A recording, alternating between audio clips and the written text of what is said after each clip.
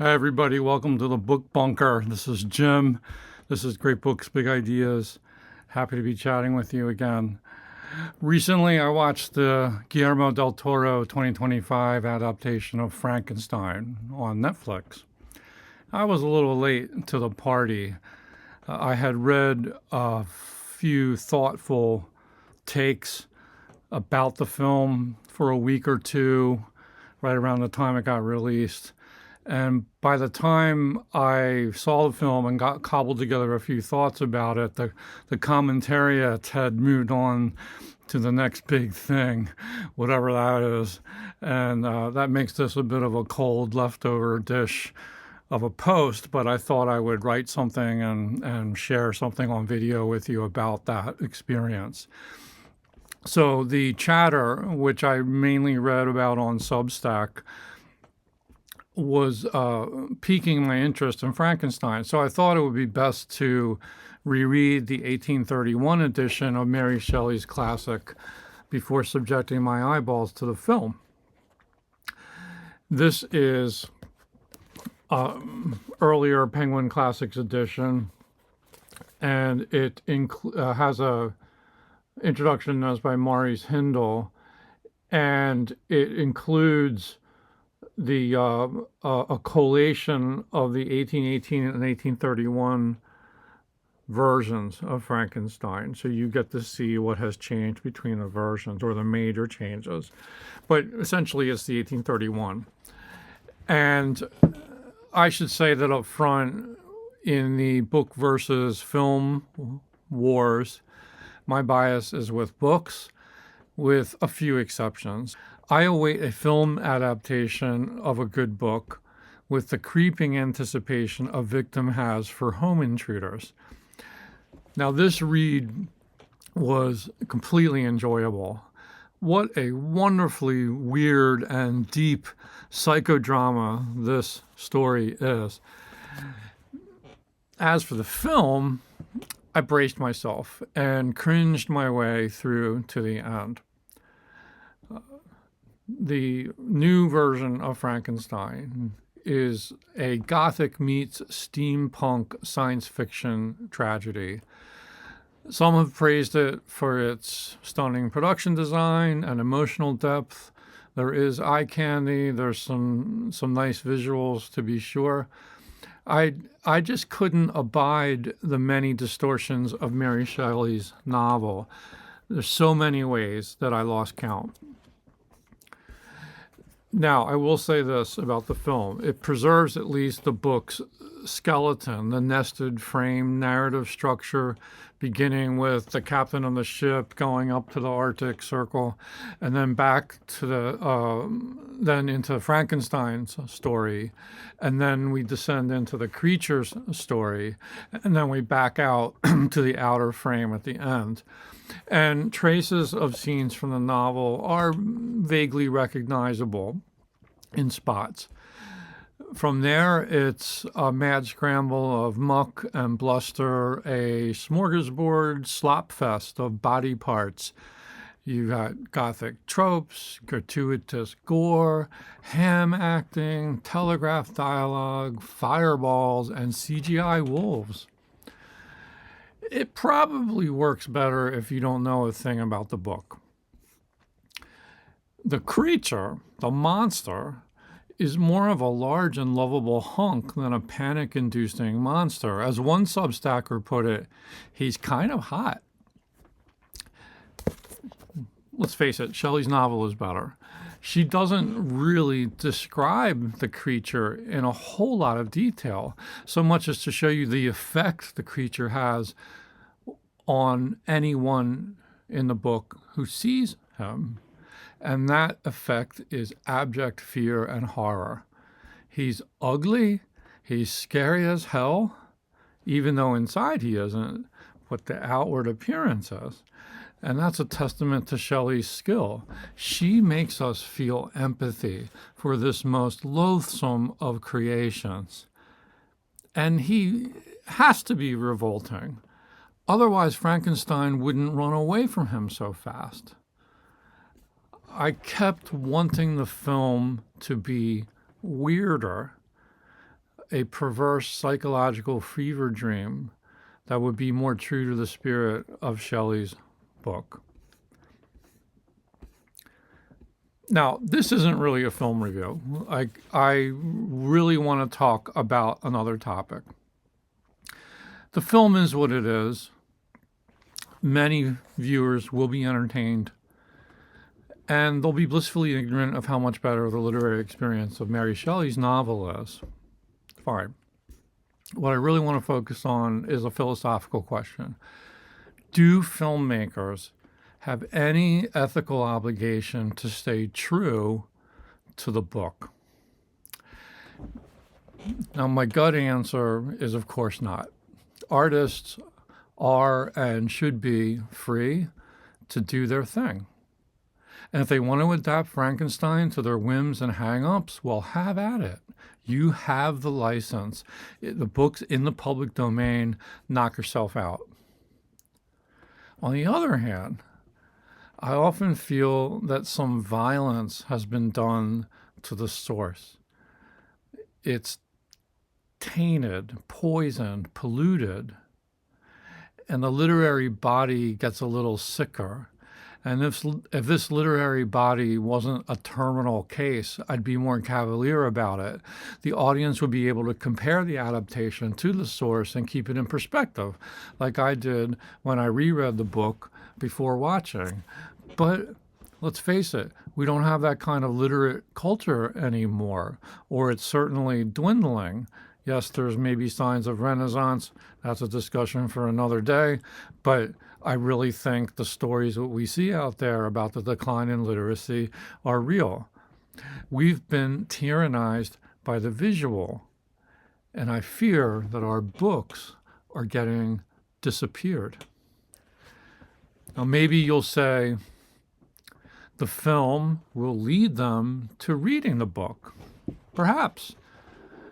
But haven't their minds been imprinted already? Where, they might ask, are the CGI wolves? Why did she leave out the wolves? There are no wolves. Recently, when my wife was talking about a TV adaptation of Isaac Asimov's Foundation books, I felt the same sort of cognitive dissonance as I felt with Frankenstein. Very little of what she was summarizing squared with my reading memory. I experience the same kind of anxiety over biopics and historical dramas. I mean, I actively avoid biopics at this point.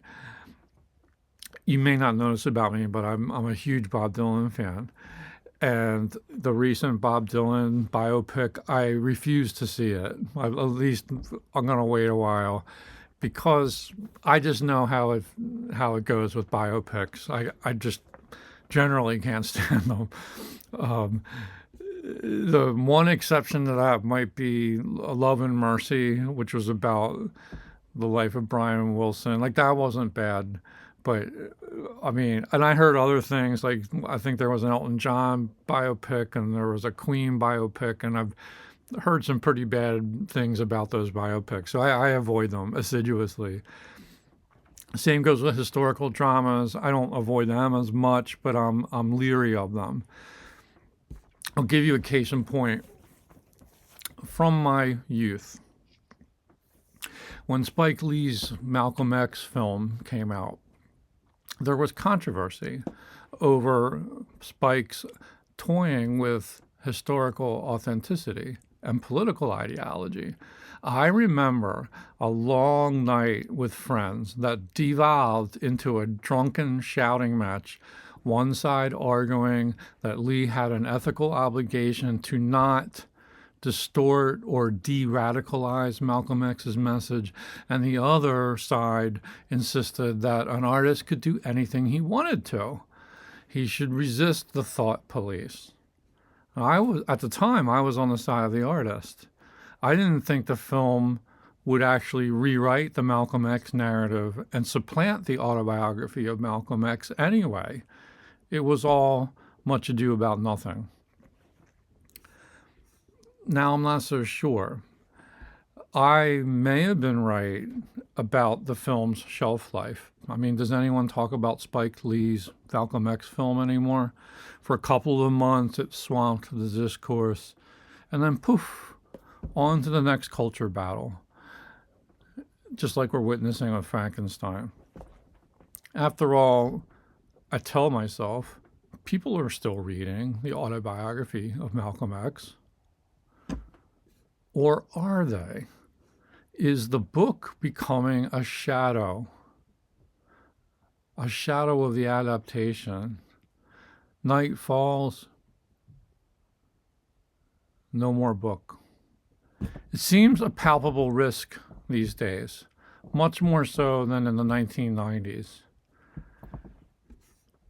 I really wish some director would try to be more faithful to Frankenstein. I mean, why not take a shot? Just follow the text, translate it into a visual medium, but try to stick close to the guardrails, the lane. Give it a shot, see if it would work. But they always cop out. They rob the grave, they steal the signifier Frankenstein, and they substitute their own signified, my own thing, my own take on it. Let me give you another example.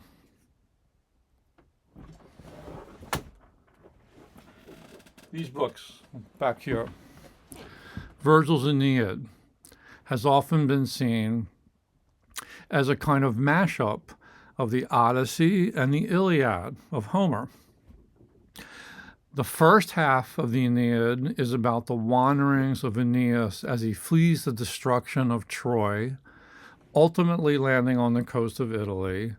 It's like an Odyssey moving in the opposite direction.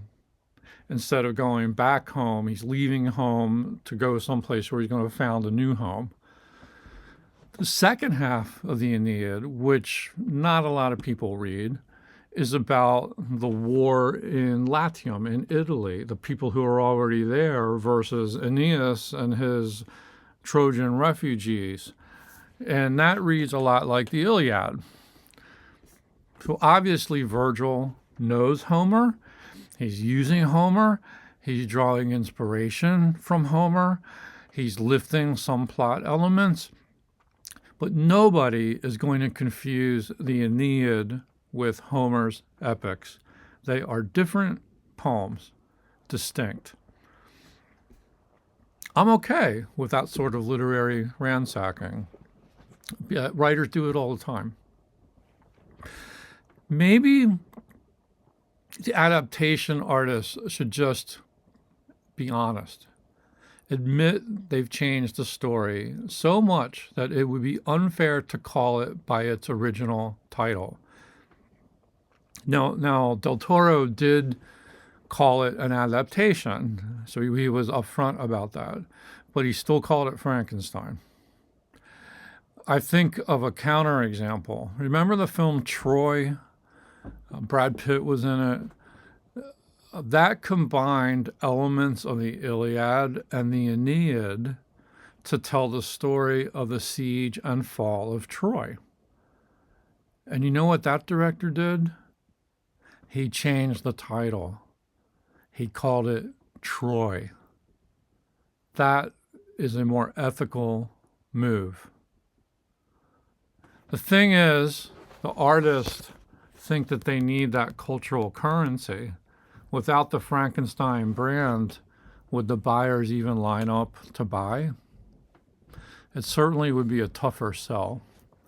So those are just some food for thought musings that I had in reaction to Frankenstein. Let me know what you think.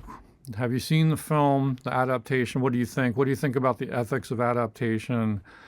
What do you think of Frankenstein as a book? Anything you want to weigh in on or ask, have a field day in the comments. I hope you enjoyed this, and I hope you'll come back to the channel again really soon. Thanks for watching. Bye-bye.